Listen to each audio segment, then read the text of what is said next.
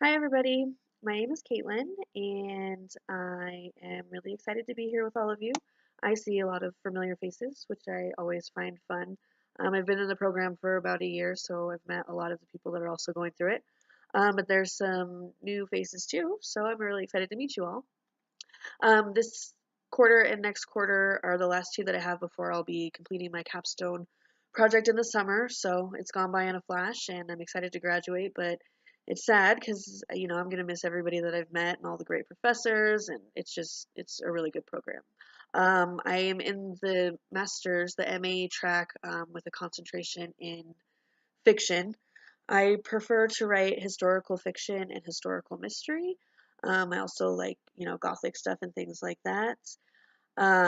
So that's kind of my plan. I'd like to write novels and screenplays and things of that nature. In fact, what I'm going to read for you guys today is from one of my favorite authors. Her name is Diana Gabaldon. She writes the Outlander series, and I actually got this autographed by her, so I was really excited about that.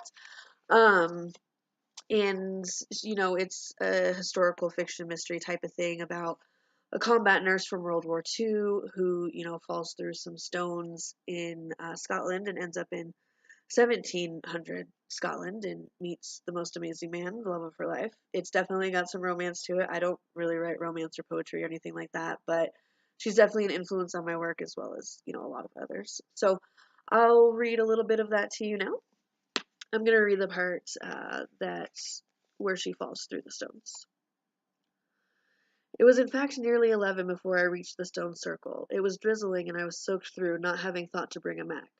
I made a cursory examination of the outside of the circle, but if there had ever been a fire there, someone had taken pains to remove its traces. The plant was easier to find. It was where I remembered it, near the foot of the tallest stone. I took several clippings of the vine and stowed them temporarily in my handkerchief, meaning to deal with them properly when I got back to Mrs. Baird's tiny car where I had left the heavy plant presses. The tallest stone of the circle was cleft, with a vertical split dividing the two massive pieces. Oddly, the pieces had been drawn apart by some means. Though you could see that the facing surfaces matched, they were separated by a gap of 2 or 3 feet. There was a deep humming noise coming from somewhere near at hand. I thought there might be a beehive lodged in the crevice of the rock, and placed a hand on the stone in order to lean into the cleft. The stone screamed. I backed away as fast as I could, moving so quickly that I tripped on the short turf and sat down hard. I stared at the stone, sweating. I had never heard such a sound from anything living. There's no way to describe it except to say that it was the sort of scream you might expect from a stone. It was horrible. The other stones began to shout. There was a noise of battle and the cries of dying men and shattered horses. I shook my head violently to clear it, but the noise went on. I stumbled to my feet and staggered towards the edge of the circle. The sounds were all around me, making my teeth ache and my head spin. My vision began to blur. I did not know now whether I went toward the cleft in the main stone or whether it was accidental, a blind drifting through the fog of noise. Once, traveling at night, I fell asleep in the passenger seat of a moving car, lulled by the noise and motion into an illusion of serene weightlessness.